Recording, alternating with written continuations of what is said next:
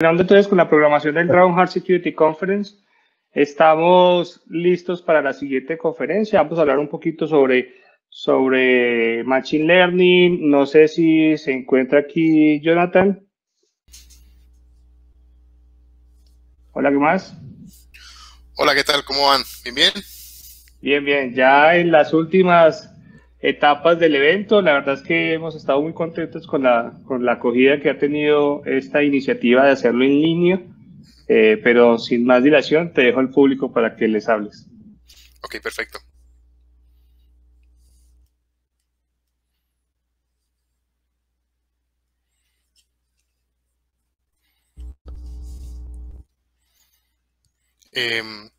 Falta el otro speaker. Cristian.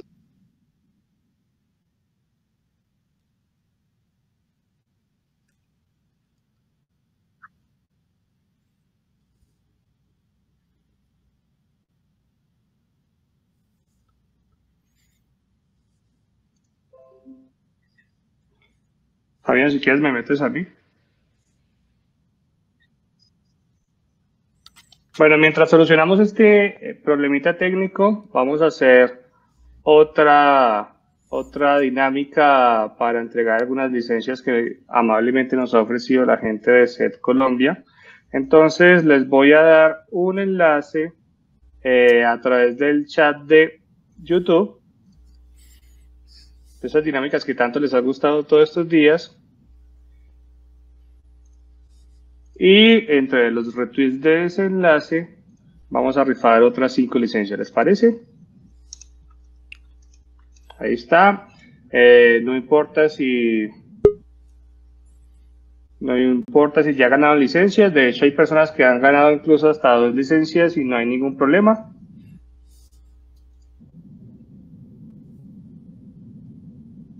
Perfecto. Me confirman que ya estamos listos. Entonces, los dejo con la audiencia del Dragonheart Security Conference. Muchas gracias por participar. ¿Listo? Hola, hola. Cargando aquí la presentación.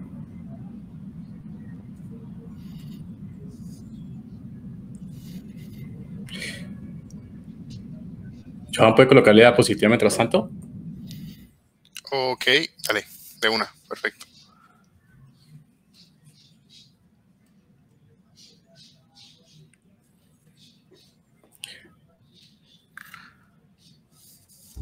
¿Y se ve, cierto?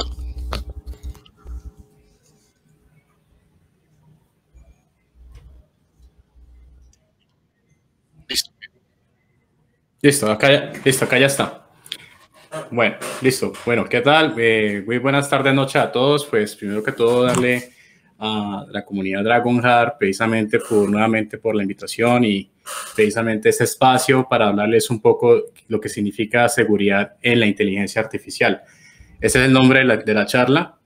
La idea es hablarles un poco sobre lo que es la seguridad pertinente a lo que es todo el tema de Machine Learning. Para eso, pues, la charla en este caso estará liderada pues, por mi persona, Cristian Camilo Urcuqui. Después nos acompañará Johan Steve Delgado para contarnos un poco sobre su experiencia en investigación en esta área. Yo quisiera arrancar precisamente aludiendo a que hoy en día vivimos en un mundo en el cual la inteligencia artificial podemos aplicarla y en muchos tipos de productos. De hecho, es algo que se vuelve de hecho muy comercial. No sé si ustedes han visto que hoy en día, por ejemplo, los televisores te dicen que tienen un componente de inteligencia artificial, las mismas tarjetas de video tienen cierto componente de inteligencia artificial y digamos que hoy en día es como el pan de cada día. Es más, cuando nosotros usamos, por ejemplo, Netflix, hay ciertos sistemas de recomendación precisamente que se basan en nuestra navegación o en nuestras amistades precisamente para recomendarnos ciertos videos para poder ver. Y es más, hay inteligencia artificial hoy en día que tiende a competir precisamente con los grandes campeones, por ejemplo, en temas de Go. Entonces, como les digo, la inteligencia artificial hoy por hoy, digamos que es una tendencia. Precisamente Andrew Ng, una de las personas reconocidas sobre el tema, dice que es muy difícil precisamente pensar en una industria que no sea transformada por la inteligencia artificial. Entonces, yo quisiera simplemente para ponerlo siempre en contexto, la inteligencia artificial, podemos verla en este caso como una amplia área sobre la cual ellas se desligan subáreas. que, digamos, se inspiran de distintos tipos de cosas. Por ejemplo, aquella subárea que es una área inspirada, por ejemplo, por el tema de la evolución. Otra área que es inspirada por el tema del aprendizaje. Y así sucesivamente podemos encontrar distintos tipos de, digamos, de inteligencia artificial. La inteligencia artificial es algo que viene desde hace muchos años. Entonces, por ejemplo, hoy en día tenemos una que es en este caso el aprendizaje de máquina, que básicamente es que esta área tiene mucho furor por el hecho de que hoy tenemos grandes volúmenes de información y tenemos las capacidades computacionales, por ejemplo, lo que son las tarjetas de video, precisamente para aprovechar y hacer los cálculos computacionales precisamente para que permitan a estas nuevas tendencias digitales incorporarse y ser desplegadas. Entonces, veamos en el tema de aprendizaje de máquina o machine learning, ¿cuál es la diferencia frente a la programación tradicional? En este caso, en la programación tradicional, nosotros lo que tenemos son una serie de líneas de código que básicamente lo que hace es simular lo que hace es un sistema determinístico, donde nosotros tenemos una entrada, tenemos una función y tenemos siempre la misma salida. El machine learning en este caso es un enfoque totalmente distinto, donde en este caso nosotros no digitamos los códigos precisamente de las reglas. Lo que trae por detrás es un algoritmo, por ejemplo, que lo que hace es estructurarse con el fin, con un conjunto de información. Es decir, que necesitamos un conjunto de datos para que en este caso la inteligencia artificial cree o se pueda crear un modelo que en este caso representa el contexto de la información. ¿Sí? Entonces son, digamos que, dos vertientes. Y precisamente la inteligencia artificial, o más específicamente el machine learning, precisamente permite aprovechar o enfocarse a los que son los problemas que son no resolubles por los sistemas determinísticos que se han realizado durante los últimos años. Cabe aclarar, ustedes de pronto han escuchado sobre el tema de Deep Learning. Deep Learning es precisamente una subárea del área del Machine Learning, que en este caso tenemos es un conjunto de algoritmos de Machine Learning que se inspiran, en este caso, en cómo funciona el cerebro humano. Cerebro humano y otro tipo las redes, en este caso cerebrales. Machine Learning en sí tiene distintas formas de construirse. En este caso tenemos 4. Voy a hacer precisamente aclaración en 2 con el fin de que nos veamos enfocados en esta presentación. La primera es aprendizaje supervisado. Ahora, yo les hablé de un conjunto de datos, ¿sí? Primero tenemos que tener un conjunto de información. ¿Qué se hace? Tenemos en este caso un científico o un desarrollador que en este caso sabe qué es lo que quiere que el algoritmo le arroje. Es decir, que por ejemplo, nosotros en el Laboratorio de Investigación IOST en Cali, Colombia, nosotros hemos trabajado durante los últimos años en el desarrollo de amenazas cibernéticas y uno de estos ejemplos es desarrollar algoritmos de clasificación que hace parte del aprendizaje supervisado para poder identificar entre un software que es maligno y es benigno.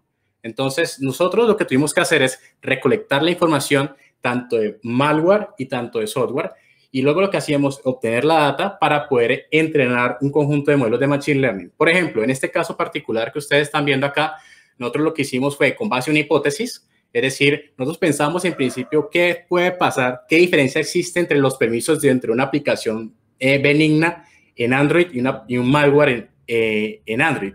Entonces, recogimos los permisos que acceden cada una de esas aplicaciones y nos dimos cuenta que existía una diferencia. Entonces, lo que hicimos después es ya como teníamos los datos clasificados, sabemos qué era bueno y qué era malo, lo que hacíamos era pasarle eso a un conjunto de algoritmos de Machine Learning y después, cuando le pasábamos una nueva aplicación, pero el algoritmo ya sabía, es decir, ya internamente ya reconocía el patrón y lo que sabía era identificar si eso era bueno o era malo y ya digamos que esa aplicación precisamente pues, podría ser estudiada para futuros usos. Esta es una área que yo quiero que la destaquemos en este caso, precisamente en esa presentación. Usualmente el aprendizaje por refuerzo se utiliza mucho en el área de juegos. En este caso, la diferencia del aprendizaje supervisado es que nosotros de antemano no tenemos un conjunto de datos inicial. Nosotros tenemos es un agente de una inteligencia artificial que va a ir aprendiendo a medida que tome acciones frente a un escenario. Entonces, a medida que la gente vaya ejecutando las acciones y vaya cumpliendo el objetivo del escenario, él va a ir recibiendo recompensas. Entonces, por ejemplo, en este caso, yo quiero que hagamos una reflexión, hagamos aquí un stop. Es decir, imagínense en este caso el agente inteligente, o más bien imagínense en este caso el robotcito que tenemos aquí como el malware, ¿sí? Y todo el ambiente termina siendo el control de defensa. Quiere decir que el malware necesita pasar por una serie de objetivos y a medida que está avanzando, pues va ganando ciertas recompensas. Entonces, esto básicamente se llama, como en este caso, un enfoque adversario, donde tenemos un juego de una dinámica entre un agente malo y un agente bueno, si lo queremos ver así. Entonces, ahora, desde la parte de modelos generativos, hoy en día existe una tendencia que ya eso me va a servir para introducir el tema de deepfakes. Hoy en día se habla mucho de lo que son redes neuronales antagónicas, usualmente conocidas como las GANs. Voy a explicarles brevemente qué consiste porque ese es un tema muy bonito. Es decir, tenemos el enfoque adversario donde tenemos dos redes neuronales, ¿sí? En este caso, la primera red neuronal la vamos a llamar discriminador y el otro se va a llamar generador. Como ven aquí en el gráfico, el discriminador va a tener acceso a los datos fuentes, ¿sabes? Es decir, él va a aprender de los datos originales. Entonces, supongamos que en este caso el discriminador va a recibir datos, por ejemplo, de fotos de perros. Entonces, el objetivo del discriminador va a ser es identificar si le llega una foto, decir si esa foto pertenece a un perro o no tiene un perro. Ese es el objetivo del discriminador. Y por otro lado, tenemos la otra inteligencia artificial, el generador, que no va a tener acceso a los datos reales, sino que él va a tener un input aleatorio y que el objetivo de él es generar datos sintéticos que permitan, en este caso, al discriminador ser engañado. Entonces, ¿cómo funciona el aprendizaje? Es decir, el discriminador va a recibir los datos reales y al principio, o sea, ambos agentes artificiales inician en el proceso de aprendizaje desde el inicio, pero la diferencia es que el discriminador va a ir ganando porque tiene la data pura y el discriminador pues va a tener datos aleatorios. Entonces, el discriminador va, en este caso, a superar el aprendizaje en su principio, pero el generador, en este caso, ¿cómo va a aprender? Él va a interactuar con el discriminador y el discriminador lo que le va a decir es, ojo, espera un momentico, usted todavía, de acuerdo a lo que yo he aprendido, usted todavía le falta tanto para poder acercarse a la realidad. Eso es un juego de min-max. Entonces, lo que va a hacer el generador es aprender del error, de cuánto le falta precisamente para acercarse en este caso. Y yo quiero introducir un término aquí muy chévere, muy bonito, que se llama la función generativa de los datos. Entonces, ahora, yo he hablado mucha información porque precisamente para hacer uso de la inteligencia artificial necesitamos conocer el concepto de la ciencia de datos, precisamente porque la ciencia de datos me permite, en este caso, identificar las variables más representativas de un conjunto de datos que puede ser estructurado, o sea, bonito, en una tabla de una base de datos, un CSV, o puede estar en datos semiestructurados, como por ejemplo una imagen, ¿sí? Entonces, la ciencia de datos precisamente me permite obtener las mejores variables, me permite depurarlas y a través de la aplicación de la inteligencia artificial, la minería de datos, técnicas de visualización y matemáticas, me permite a mí identificar las mejores variables para entrenar, en este caso, inteligencia artificial para representar el contexto de una información. Entonces, es por eso que los datos hoy por hoy se conocen como, en este caso, el petróleo del momento. Los datos son lo más importante, en este caso, si queremos trabajar en un proceso de inteligencia artificial, por lo menos en temas de machine learning. Entonces, yo voy a hacer aquí precisamente un paréntesis. La idea es que vamos a explicarles sobre seguridad en la inteligencia artificial, pero entonces vamos a mostrarles es cómo podemos vulnerar una inteligencia artificial que nosotros mismos construimos. En este caso, un mecanismo de defensa. ¿Cómo construimos o hemos hecho investigación en temas de desarrollo de modelos de inteligencia artificial para detección de amenazas cibernéticas?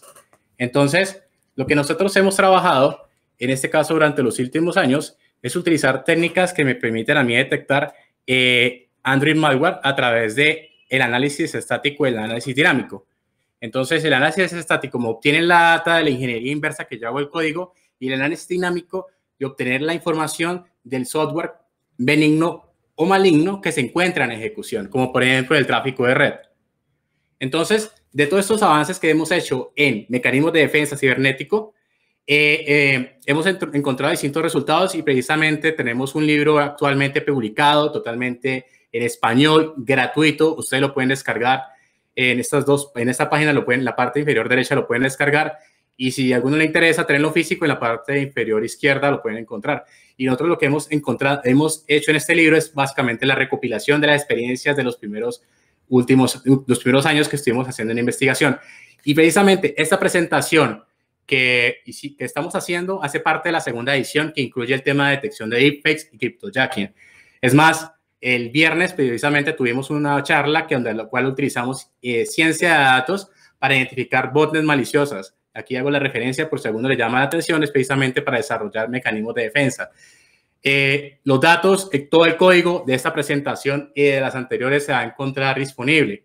Los datos, también insumos de entrenamiento, se encuentran disponibles en las plataformas de Kaggle y Triple Dataport, que lo van a poder descargar para poder, en este caso, a ustedes les interesa crear mecanismos de defensa, o para lo que vamos a presentar ahora, hacer sus propios experimentos, mostrarlos en clase, o si les interesa llevarlos a producción, tranquilamente lo pueden hacer.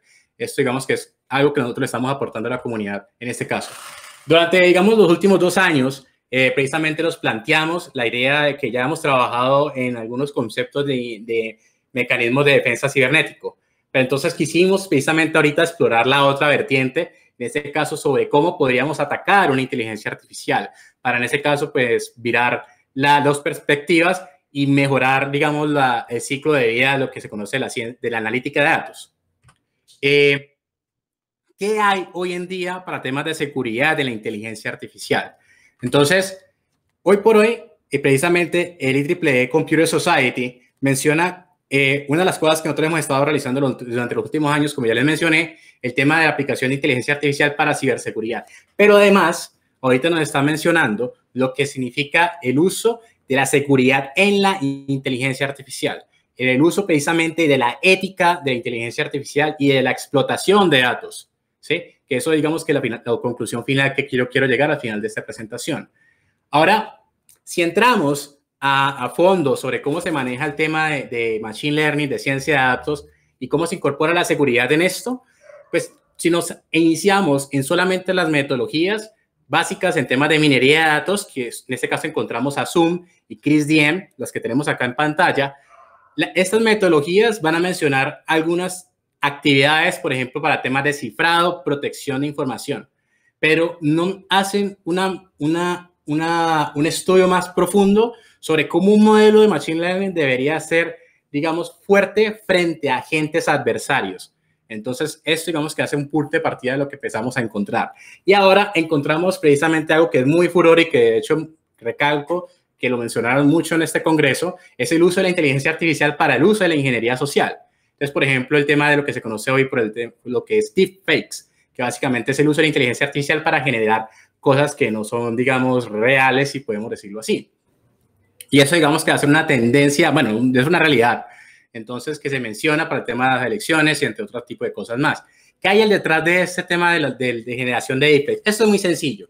Realmente, lo que les mencioné, tenemos una red neuronal antagónica que se compone de 2 redes neuronales, una que básicamente va a aprender, en este caso, por ejemplo, en este ejemplo que les estoy mostrando, la red neuronal adversaria ha aprendido, en este caso, sobre los key points de cómo, en este caso, el movimiento del rostro, y tiene la capacidad de tomar ese aprendizaje y, en este caso, proporcionarlo a una nueva imagen. Es, digamos, que es lo que funciona detrás de todo este tema de la ciencia, de lo que es detrás de lo que es detrás de la inteligencia artificial, de lo que es las GANs. Entonces, cabe destacar que esta área es muy interesante porque, digamos, que pone a pensar precisamente sobre cómo, en este caso, podemos tomar decisiones frente a una decisión humana frente a lo que es algo que, digamos, que consideramos que es verdad y es falso. Entonces, por ejemplo, en este ejemplo que les estoy trayendo, entonces pensemos ahora cuál de estas imágenes son reales y son verdaderas, ¿sí? Entonces, eso es un estudio precisamente que ustedes pueden mirarlo en YouTube, en el canal del MIT. Y entonces, todas estas imágenes que están viendo aquí, todas han sido generadas por una red neuronal antagónica, es decir, que no son reales.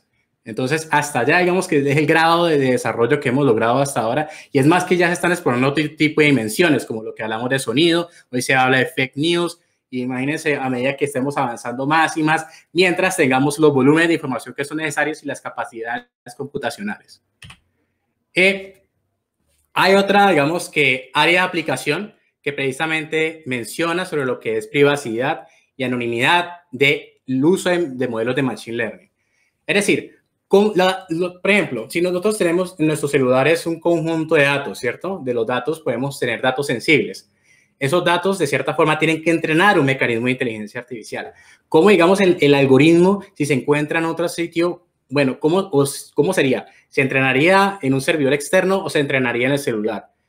Bueno, entonces, eso, digamos, que es un área que ya se ha explorado. De hecho, es más, ya existen frameworks dedicados para el tema de entrenamiento de modelos de Machine Learning que, digamos, garanticen el tema del cifrado de la información y precisamente que no se explote información sensible. Y aquí si les comparto un ejemplo, ya esto ya se puede utilizar y, digamos, si a alguno le interesa, lo puede implementar.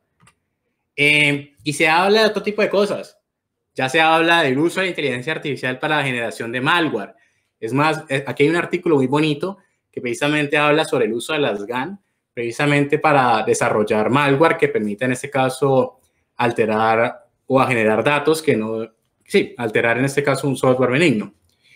Por otro lado, ya hablamos de competencias a nivel de ese tipo de áreas. Ya tenemos grupos dedicados para temas del uso de inteligencia artificial y ciberseguridad. Ya las empresas incorporan en sus equipos, en sus red teams, expertos precisamente en security data scientists, machine learning engineers y otro tipo de, digamos, roles precisamente que sepan sobre el uso de las dos áreas para, en este caso, mejorar todo lo que es los despliegues cibernéticos. Finalmente, ya para arrancar más en lo que vamos a hacer en esta presentación, vamos entonces a ahondar en lo que se llama Adversarial Machine Learning. Precisamente voy ahora a introducir a Johan Steven. Él nos va a presentar sus avances en investigación en esta área en específico y pues quisiera aprovechar estas últimas palabras pues, precisamente para desearle un feliz cumpleaños el día de hoy. Y nada, Johan, el escenario es tuyo. Buenas tardes a todos, muchas gracias Cristian. Bueno, día muy emocionante hoy, estamos en el Dragon Heart 2020. Ya mismo comparto la pantalla otra vez acá para que veamos todos la presentación. Aquí un segundito. Ok. Perfecto, entonces contextualicémonos un poco con Adversarial Machine Learning. Entonces, aquí hay un ejemplo muy interesante y lo que vemos aquí es que vemos un signo de pare y al lado de él vemos una red neuronal que fue entrenada para ser detectado el signo de pare. Vemos que lo clasifica como un stop. Pero ¿qué pasa? Cuando le agregamos un poco de adversarial noise, un poco de ruido, encontramos que humanamente un humano puede verla y sabemos que es un signo de pare. O sea, vemos que es un poquito como más blanca la imagen, pero sigue siendo el mismo signo de pare. Aquí vemos que en realidad la red neuronal ya no lo identifica como un pare, sino como un yield. Entonces aquí estamos engañando ya el modelo. Entonces si lo llevamos a otro nivel, encontramos otra aplicación muy interesante y es que a través de stickers se pueden colocar sobre la superficie del signo de pare y podemos ver en este caso que también lo clasifica como un speed limit en vez de stop. Podemos ver en el GIF de la derecha justamente donde vemos que cuando la persona coloca los stickers ya no lo reconoce como un stop, sino como un speed limit. Entonces acá debemos parar un poco y reflexionar, y es que la seguridad en esto es muy importante, porque si no, imagínense ahora que estamos en el mundo pues, de los carros autónomos y etcétera, de que algún terrorista, un cibercriminal ponga unos stickers adversarios sobre este tipo de stop signs y etcétera, y el carro no detecte el stop, sino que un speed limit pues generaría un accidente, algo muy trágico. También encontramos otro ejemplo que es muy trivial en nuestra vida diaria, y es que es los emails que recibimos. ¿Cómo se hace la clasificación si eso es un spam o no spam? O sea, el ham. Entonces acá observamos que es un clasificador lineal muy sencillo, Machine Learning. Encontramos en el vector X, encontramos las palabras, por ejemplo, Start, Bank, Portfolio, Winner, Year, y entonces tenemos de que 0 cuando no están y 1 cuando está. Entonces el algoritmo va leyendo el correo y luego ponemos otro vector W que tiene unos pesos. Entonces se le agregan unos pesos a estas palabras y luego después de un threshold o un límite encontramos si esto es un spam o no. Como podemos observar cómo se aplica Adversarial Machine Learning aquí, encontramos de que las palabras start y bank, por ejemplo, en vez de la A le ponemos un 4. Y pues nosotros los seres humanos lo leemos y entendemos que es start y bank. Pero el algoritmo al leer la palabra no lo detecta como start y bank justamente porque la letra fue reemplazada por un 4. Entonces acá vemos que ya tiene 2 ceros marcando que no están presentes y esto afecta el threshold, afecta este límite y ya lo clasifica como un ham, o sea, como algo que no es spam. Encontramos este caso. Y otro caso que es muy interesante y que es un poco asustante también, es que ahora pues todos hemos usado Siri o Amazon Alexa, el de Google también, el asistente, y entonces acá ¿qué ocurre? También se puede aplicar Adversarial Machine Learning en el reconocimiento de voz. Por ejemplo, acá tenemos una onda de audio que dice, por ejemplo, it was the best of times, it was the worst of times.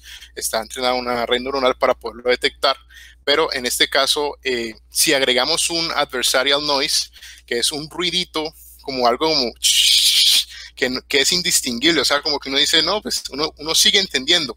Este ruido está diseñado específicamente para hackear esta red y ya no va a ser it was the best of times, sino que al aplicar este ruido, entonces ya va a cambiar totalmente el significado. Y esto puede ser muy peligroso porque imaginemos entonces un escenario donde estemos en un evento social y que alguien ponga música de fondo o algo así de ese estilo y apliquen estos ruidos adversarios y le diga al celular de alguien, por ejemplo, envíame el último email, ingresa a esta URL y entonces puede, digamos, comprometer el celular, en este caso con un malware. Entonces esto es muy importante pues tenerlo en cuenta. Entonces, bueno, después de hablar de estos ejemplos, ¿qué es en realidad Adversarial Machine Learning? Entonces, aterricemos un poco el concepto y formalicémoslo porque es importante formalizar el concepto de Adversarial Machine Learning. Entonces, hablamos de que existe un sistema de Machine Learning M y un valor de entrada C, que en este caso vamos a llamar el valor limpio. O sea, un dato que necesitamos clasificar. Entonces, este valor limpio, al ingresarlo en el modelo de Machine Learning, él lo va a detectar como un true, por ejemplo. Estamos hablando de una clasificación binaria, algo sencillo, lo va a clasificar como un true. Entonces, ¿qué ocurre aquí? Adversarial Machine Learning, entonces, es tomar este dato C y tratar de copiarlo, pero este nuevo dato lo vamos a llamar un dato A, que se va a llamar adversario. Pero este dato A va a ser casi que indistinguible del dato C. O sea, como veíamos en la imagen anterior de los signos de pare que tenían eran un poco más blancos, o el ruido que era un poco más picudo, por decirlo así, la onda, pero humanamente se seguía viendo lo mismo. Entonces, en este caso, el dato C, el dato A, que es el adversario, se parece muchísimo al dato C. Entonces, ¿qué pasa? Aquí cuando lo ingresamos en ese dato adversario en el modelo de Machine Learning, vemos que es diferente de true. O sea, en este caso, el algoritmo se está confundiendo, estamos engañando el algoritmo.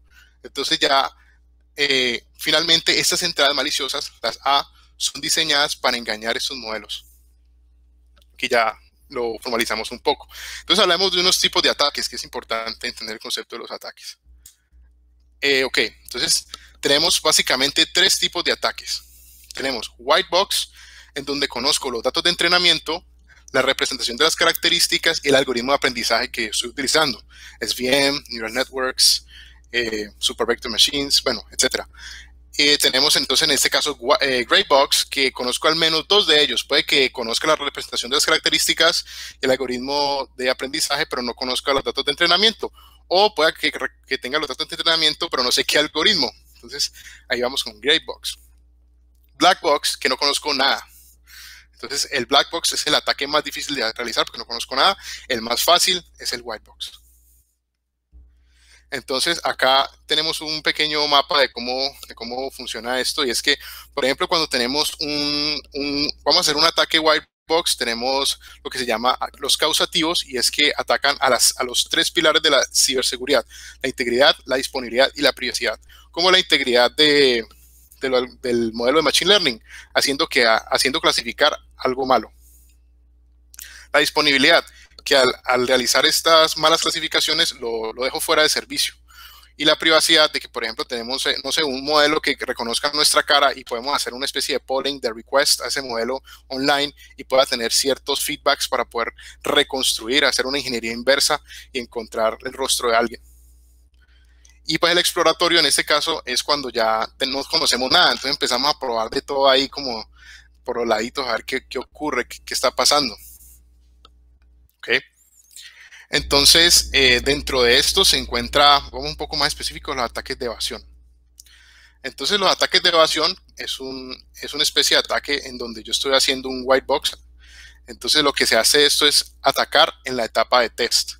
Entonces, ¿en qué consiste esto? Esto es un manejo matemático muy interesante, pero que no voy a entrar mucho en el detalle, pero lo que dice entonces en este caso es que tenemos un dato X, lo tenemos acá, y lo que vamos a hacer es que le vamos a aplicar una perturbación. En este caso la perturbación está sujeta a unos constraints, que es en este caso x menos x', que está dentro de este cuadrito como lo vemos acá. Entonces, ¿qué vamos a hacer? Lo que vamos a hacer es aplicar esa perturbación tal que se mueva en este cuadrito, en este dominio, y ya, como ven, la frontera de decisión está acá, se mueve un poco hacia atrás de la frontera de decisión, y este dato que lo reconocía como, por ejemplo, una clase legitimate o malicious, ya lo va a reconocer como la contraria. Entonces aquí ya vemos aplicando 100% pues lo que es adversarial. Esto se puede lograr con algoritmos, por ejemplo, gradient descent. Hay varias cosas para realizar optimizaciones. Al final, esto es un problema de optimización que estamos realizando acá.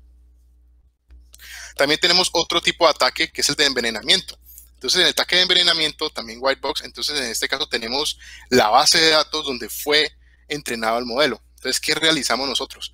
Tenemos la base de datos y ¿qué hacemos? Creamos un dato adversario y lo inyectamos en esta base de datos. Entonces, ¿qué pasa? Cuando la persona que se encarga de entrenar de nuevo el algoritmo lo entrena, entonces dentro de la base de datos va a estar inyectado este dato adversario que nosotros pusimos. ¿Y qué pasa? Ese dato adversario genera una brecha. ¿Y qué pasa? Aquí, por ejemplo, vemos los datos legítimos, los originales, y el rojito en este caso sería el que nosotros inyectamos. Entonces, si ven, al momento de hacer el entrenamiento del algoritmo, hay un cambio muy importante en la frontera de decisión. Entonces, cuando hay ese cambio importante en la frontera de decisión, yo ya puedo llegar y entonces hacer que clasifique más las cosas por esta brecha que inserté acá, este ruido que estoy insertando aquí.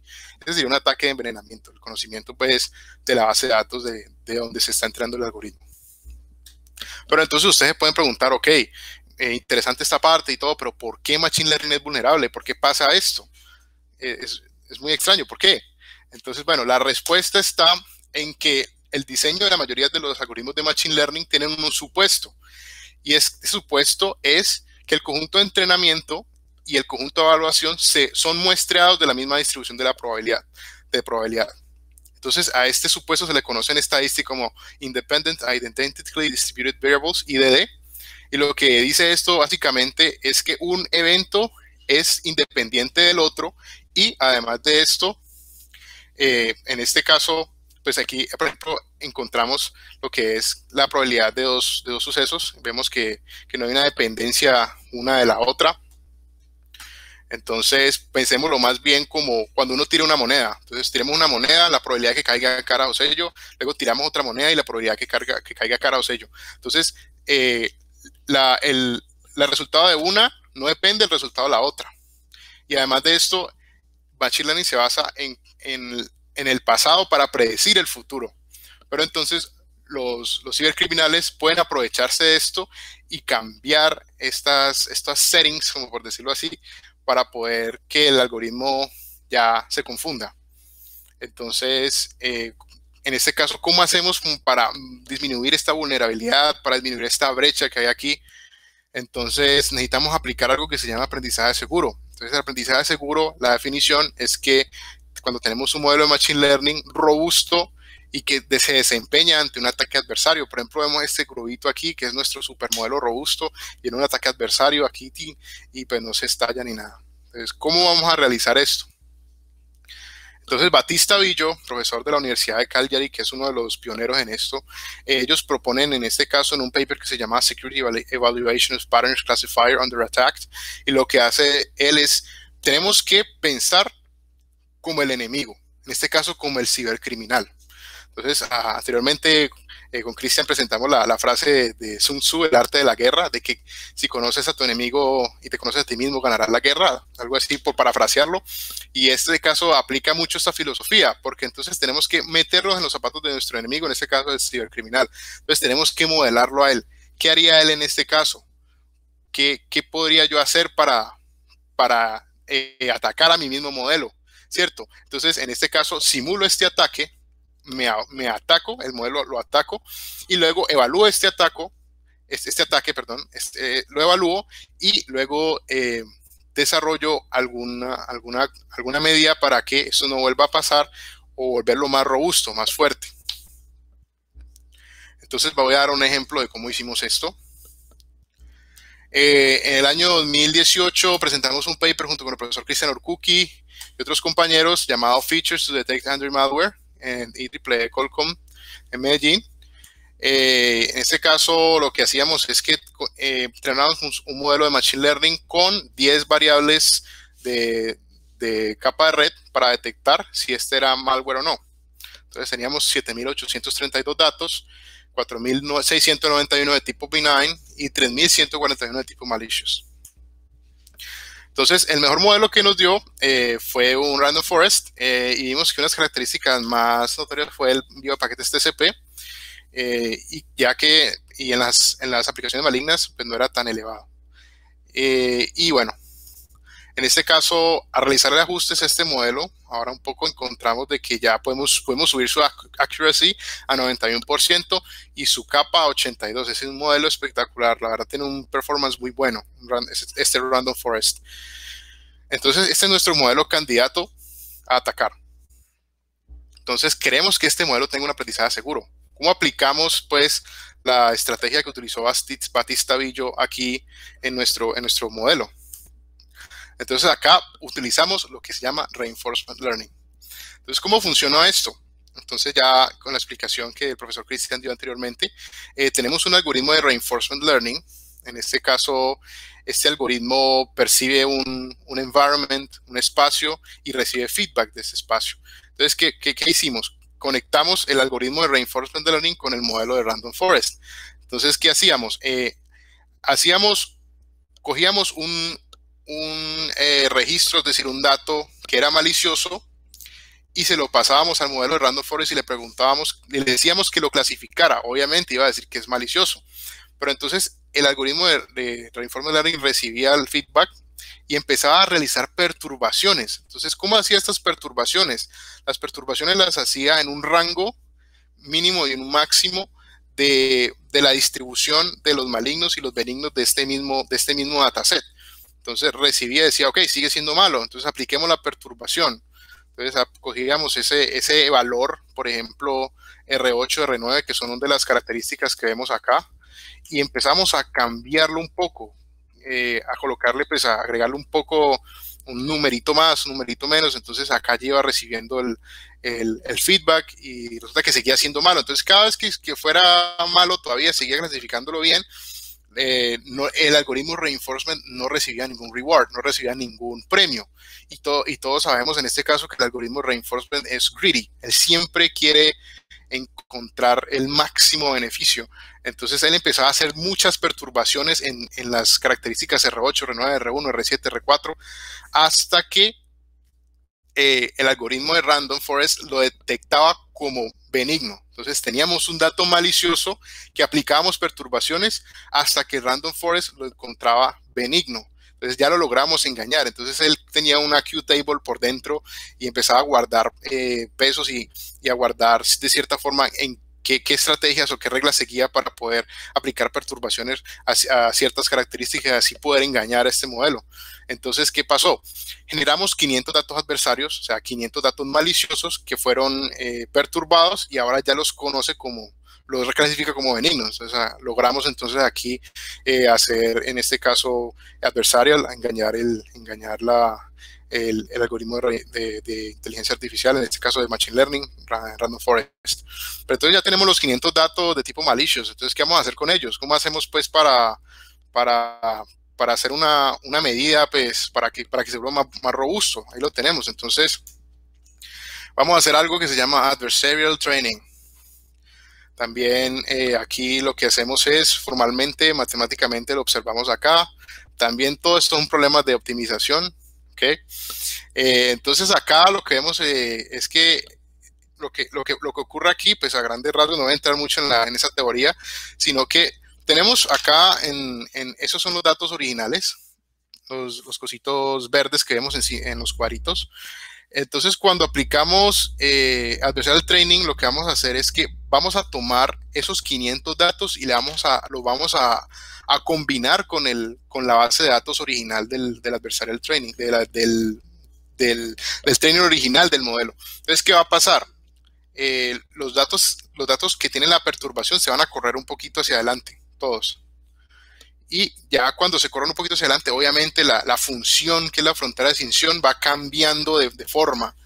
Entonces ya cuando hace esto, no sé si yo creo que recuerdan un poco el ejemplo de atrás que les hablaba, que cuando se movía el dato en un dominio acotado, entonces en este caso ya va a estar esa brecha cerrada, y ya si un cibercriminal viene a atacarnos por esta forma, ya va a ser más difícil. No va a ser imposible de atacarlo, pero va a ser más difícil porque ya estamos cerrando esta brecha. Por eso estamos haciendo un shifting un poquito de estos datos hacia la derecha para poder que la frontera de decisión se mueva un poco y ya sea más robusto y no sea tan fácil de engañar. Entonces esto lo podemos pensar como un problema digamos, de superación personal, por decirlo así, hablando coloquialmente, de que encontramos sus vulnerabilidades, pero ahorita lo vamos a entrenar para que sepa que esas vulnerabilidades pues lo pueden volver más fuerte. Entonces acá tengo una frase buenísima de Franklin D. Roosevelt y que hablaba sobre que ningún mar en calma hizo experto un marinero, y es cierto. O sea, si le metemos al training del modelo datos que para él es difícil clasificar con lo que le engañamos, entonces en este caso, y él ya con su entrenamiento lo logra clasificar bien, ya la próxima vez que alguien venga, un cibercriminal, a tratar de atacar nuestro modelo, le va a ser más dificultuoso, ¿sí? Entonces, ¿qué hicimos? Cogimos estos 500 datos, los mezclamos con los datos originales, pero obviamente a los datos adversarios le cambiamos el label, ¿cierto? Para que él lo reconociera que realmente son malos. Entonces, como que, ok, ya sé, estos de este estilo así están malos. Entonces empieza a reentrenarse. Entonces, ¿cómo hicimos esto para asegurarnos que no haya un sesgo, de que estamos dañando el modelo al hacer esto? Entonces, lo que hicimos fue, primero los combinamos, 75-75%, entrenamos el modelo y evaluamos el dataset original 25% con datos no adversarios. Y después lo volvimos a evaluar 2 veces con el dataset con los datos adversarios combinados para determinar pues que no fuera nada, un sesgo o que fuera a estallarse el modelo, porque pues metimos datos allí complicados. Entonces, resultados después del adversarial training, observamos que la accuracy y el kappa se mantuvieron. O sea, que el modelo quedó robusto y no desmejoró su performance. Eso es algo muy interesante. A veces pasa que en un adversarial training se desmejora la accuracy, pues esa no es la idea. Entonces toca mirar allí como una especie de trade-off ahí un poco. Entonces aquí observamos que después de hacer el adversarial training siguió con sus medidas. Entonces ya tenemos robustez en el modelo. Entonces, ok, vamos a hacer unas conclusiones y recomendaciones de Secure Learning. Entonces, algunas recomendaciones de Secure Learning es que podemos realizar adversarial training para mejorar la robustez del modelo. Y algo muy importante es que se debería agregar una actividad en las fases de evaluación CRISP-DM, donde se considera una estrategia proactiva ante los posibles ataques adversarios. CRISP-DM y estas metodologías de uso de Machine Learning de data generalmente habla de las evaluaciones, pero no nos habla de la seguridad. Y es muy importante que incluyan aquí la seguridad, porque ahorita estamos ya con esto de la virtualidad y todo, ahorita ya vamos a depender pues de 100% de estos modelos y es muy importante que tengan eso en cuenta. Y pues que el conjunto de datos no debería estar disponible para el público en general porque pues puede hacer un ataque de envenenamiento y pues nos pueden perjudicar el modelo en este caso. Entonces acá vemos que se pudo mejorar un 2% la correctitud del modelo de defensa. Si es posible hacer un adversarial training para en este caso un modelo que clasifique Android malware. Luego este adversarial training tuvo un buen desempeño, como lo decía anteriormente. Se puede utilizar Reinforcement Learning. Es muy interesante aquí, como lo hablaba el profesor Cristian anteriormente, de pensar la ciberseguridad como un juego entre un adversario y un defensor, por decirlo así. Entonces aquí vemos como esa batalla. Entonces acá tratamos de modelar eso en esta cuestión y pues salió muy bien. Y entonces acá luego dijimos, ok, vamos a tomar entonces estos datos y vamos a tratar de clasificarlos a ver qué tanta fuerza o qué tanta robustez agarró el modelo. Y encontramos que aproximadamente 71% de los datos adversarios ya fueron reconocidos. O sea, él antes reconocía los 0% de estos datos adversarios, de estos datos confusos para él, que utilizamos para engañarlo. Pero ahora ya reconoce hasta el 71%. Todo es una mejora. Encontramos que el modelo ya es más robusto. Obviamente, en el caso de que sea más robusto no quiere decir pues que sea invencible o algo así, no, obviamente ustedes saben que en este caso no hay 100% de seguridad, pero pues en este caso ya es un poco más complicado para el cibercriminal atacar a nuestro modelo y engañarlo, o sea, es un modelo ya un poco más robusto. Entonces, como trabajo futuro, ¿qué planteamos nosotros? Queremos mejorar el algoritmo de Reinforcement Learning para hacer perturbaciones más precisas. En este caso, que queremos pensar, por ejemplo, aplicar una GAN o algo así del estilo para hacer un ataque black box, que el ataque de black box es muy interesante. En este caso, nuestro experimento se basó en un white box porque teníamos conocimiento del dataset, teníamos conocimiento de los features, teníamos conocimiento en este caso del algoritmo. Entonces queremos hacer esto, pero ya con un black box y pues bien elegante, con una red neuronal así tipo GAN. Ahí tenemos también la exploración de Reinforcement Learning más adelante y GANs. Y pues muchísimas gracias. Esto fue nuestro proyecto, nuestro resultado, nuestra exposición. Yo quisiera dar unas últimas conclusiones finales. Es claro que la inteligencia artificial hoy por hoy se utiliza en muchos tipos de productos, pero también se indaga precisamente más que todo en la ética, ¿sí? Nosotros también tenemos que ver precisamente ahora es cómo la ciberseguridad permite precisamente para luchar con lo que se llaman los sesgos, que es lo que, digamos, a veces ese tipo de algoritmos que al tener, o más bien de ser entrenados de un conjunto de datos que es una muestra de una población, ya sea un poco de estadística, tiene un error, tiene un sesgo. Todos los algoritmos de Machine Learning tienen siempre un sesgo. Y eso, digamos, que de cierta forma puede acarrear también un problema digamos, de algo un poco político también. Por ejemplo, que una persona, digamos, tiene ciertas, digamos que el algoritmo tiene ciertas preferencias, por ejemplo, a veces raciales, es un poco ético también, y eso necesita ser trabajado. Entonces, eso digamos que un camino que hoy por hoy se habla y es necesario trabajar. No solamente en la seguridad de los modelos, sino también precisamente ya en el deployment de los modelos en funcionamiento y cómo utilizamos los datos. Eso digamos que sería, yo creería que ese es lo que hoy en día debemos ya empezar a trabajar. Es claro que este tipo de metodologías se deben incorporar en equipos de red teams y también de defensa. Lo que estamos proponiendo ahora es un modelo basado en Reinforcement Learning que en este caso permita hacer un análisis proactivo, ¿sí? Lo que estamos proponiendo es una defensa proactiva donde me permita explorar distintos escenarios donde en principio yo como alguien de defensa no lo planteé. Entonces, lo que estamos proponiendo es que, bueno, usted, como Johan le mencionó, planteamos un escenario de un juego entre una defensa y un atacante. Entonces, propongamos distintos tipos de escenarios que posiblemente puedan suceder. Entonces, la idea es ser más proactivos para que en este caso, si de pronto se presenta alguna enfermedad nueva o algo así que, digamos, pueda suceder, nosotros tenemos ya laboratorios especializados donde se estén ya haciendo avances. En este caso lo hablamos de ciberseguridad. Cabe destacar que este tipo de modelos generativos no solamente se utilizan en temas de ciberseguridad, sino que se utilizan en mucho otro tipo de ciencias. Por ejemplo, para temas de análisis espaciotemporales, por ejemplo, de crímenes. Expreso, hoy en día es un tema que estoy trabajando hoy en temas de seguridad en físico. Entonces, hay muchos temas por trabajar y que el tema de inteligencia artificial es muy bueno, pero también todavía hace falta trabajar hay mucho camino. Y esto digamos que es un área que necesita gente, pero que también hay que aprender de ambas cosas. O sea, aquí eran algunos conceptos de matemáticas, de estadística, hay de todo un poquito, pero yo sé que también cuando uno habla de ciberseguridad, pues uno tiene un hacker mindset que precisamente tiene que aprender de todo, un poquito, por lo menos en temas de tecnología. Eso digamos que lo que les traemos, todo, como les digo, los códigos están disponibles. No sé si Johan tenga por ahí el código por ahí para que los muestre rápidamente dónde lo pueden encontrar. Correcto. Sí, aquí justamente tengo el link del repositorio. Lo pueden buscar como JS Villatech en GitHub. Aquí se llama SL Android Malware PDG. Encontramos varias carpeticas donde está el código, lo que implementamos, los datasets que utilizamos, la documentación y notebooks en Jupyter Notebook, donde explicamos paso a paso cómo se fue realizando el proceso y los experimentos.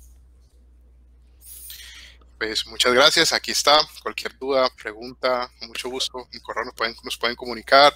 Y pues súper chévere hacer parte, agradeciéndole a Jaime y a todos los del team de Dragonheart, que es muy interesante tener la oportunidad de estar aquí hoy con todos ustedes. No, gracias a ustedes por participar. La verdad es que es un contenido muy interesante el que nos acaban de exponer y de compartir. Efectivamente tenemos un listado interesante de preguntas. Vamos a empezar con algunas, si les parece. Claro, perfecto. Listo. ¿Se puede usar Machine Learning para simular toda una sociedad?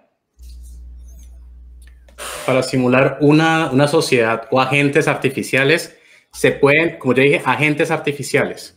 De hecho, hay una ciencia que precisamente utiliza un tema bien inspirado. Es un tema de inteligencia artificial muy interesante que, de hecho, a partir de optimización de simulación de cómo funcionan las hormigas, se puede mejorar, por ejemplo, cómo esa simulación me permite tomar decisiones, por ejemplo, lo que se ocasiona, por ejemplo, en los trenes. Entonces, yo puedo simular ese tipo de cosas. De hecho, la anterior charla que mencionaron antes de esta, hablaron sobre redes. Entonces, yo puedo también, hablaron de sentimiento.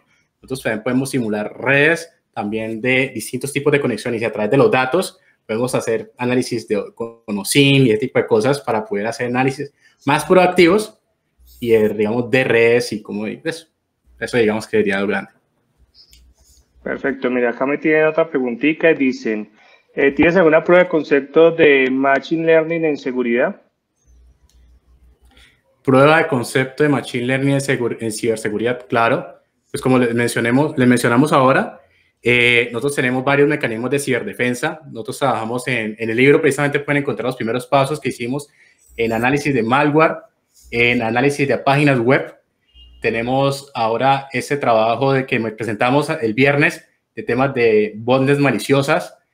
Ahora estamos trabajando en temas de cryptojacking y el próximo, una presentación que también vamos a hacer muy próximamente es para detección de deepfakes, que digamos mecanismos de inteligencia artificial para temas de ciberdefensa. Digamos que de cierta forma nosotros siempre nos cercioramos que los datos sean verídicos.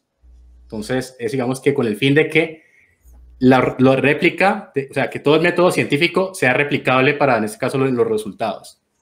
Eso sí lo estamos garantizando. Listo, acá hay una pregunta más enfocada al IA de Uber y preguntan, ¿todos los rules de las IA de manejo como Uber deberían tener todas las posibilidades escritas a nivel moral? A ver, Johan quiere comportar eso para no hablar yo mucho, ¿o qué? Otra vez la pregunta, es que no lo entendí muy bien, otra vez.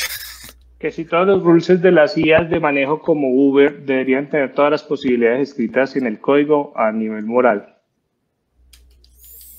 A nivel moral,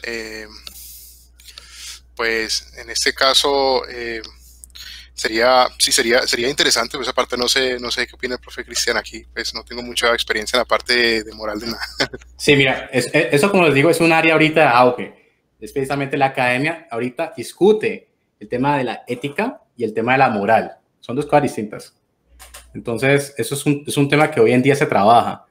Y es claro que cuando llegue ese momento, cuando ya toda la estructuración, es más, si hablamos de IoTA, ese tipo de estructura de comunicaciones todavía está muy establecida a nivel internacional, eso todavía de trabajo. Imagínense la inteligencia artificial que todavía está, aunque ya está, como siempre la tecnología a veces está más arriba que las leyes. Claro, lo que pasa es que hay como dos variables en ese punto, ¿no? Los que están a favor de dejar que los datos sean datos y se les dé libertad de tomar decisiones con ellos, y los que dicen no, pero es que esos datos van contra la moral o las reglas establecidas por la sociedad y quieren empezar a controlar ese tema. Eso es un debate que tranquilamente nos daría para una charla entera, y pues no creo que sea... necesitaríamos mucho café para esa conversación. De acuerdo. Minato nos pregunta, ¿qué temas se pueden investigar para aplicar Machine Learning? Temas que se hayan investigado previamente, como identificación de phishing. Sí. ¿En dónde pueden empezar ellos como a aportar? Pues, a ver, el tema de detección, si hablamos de inteligencia artificial, si les soy muy sincero, ahorita ya hay mucho avance. Es más, yo lo que haría es intentar buscar, como todo proceso científico, busquen un estado del arte, por lo menos reciente. Si van a arrancar por phishing, busquen por phishing, pero como siempre, arranquen, pues si hablamos de ciberseguridad, pues por lo menos con los ataques más críticos, con OWASP, o por ejemplo, las últimas tecnologías. Pues por eso, pero yo ahorita estoy trabajando por el tema de cryptojacking y estoy trabajando, digamos, que lo que son las vertientes. Pero es porque son cosas que todavía, digamos, que son necesarias y hay camino muy por explorar. Pero más que todo, siempre yo digo es, mientras tú entiendas los conceptos, las bases, después de eso ya sigues la creatividad y surge la ciencia, independientemente es el ataque. Genial. Hay otras preguntas que te las van a hacer llegar por interno para ver si puedes compartir, por favor, en redes. También mucha gente está preguntando por el enlace del libro. Sería bueno que lo compartieras también en redes. Yo sé que ya lo has hecho, pero pues en esta... Sí. Ahí hago la última publicidad, pues acá está. De todas formas, ahorita lo publico. Dale, de una. Muchísimas gracias por la participación. No sé si tienen algún mensaje final. Nada, yo dejo un mensaje final ahorita, Johan. Mi mensaje final es, nada, hackeemos el mundo. En este caso, aprendamos. La inteligencia artificial es algo que ya es una realidad. Aprendamos también y empecemos a incorporar ya científicos de datos y todo ese tema en temas ya de defensa informático y también de ataque.